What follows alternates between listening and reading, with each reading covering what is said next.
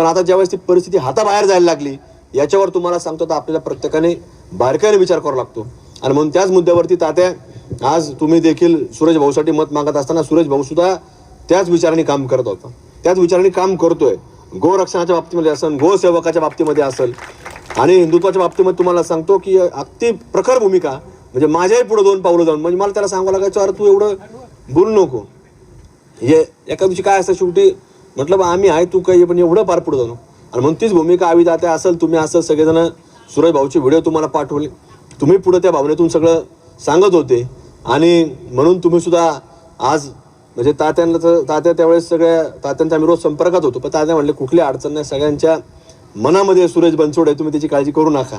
त्यामुळं जरी दुसरे लोक येत असले, कुणी येत असलं, पण मनात मात्र तुम्हाला सांगतो सूरज बनसोडेचं नाव फक्त आणि फक्त धर्मकार्याबद्दल आहे, त्यामुळे कुठली अडचण राहणार नाही असं देखील त्यावेळेला तात्यांनी मला सांगितलं. आणि त्याची प्रचिती ही 15 तारखेला मतदान झाल्यानंतर आदेश 16 तारखेला आम्हाला पाहायला मिळाली मतातून. शेवटी मतातून सगळंच पाहायला मिळतं.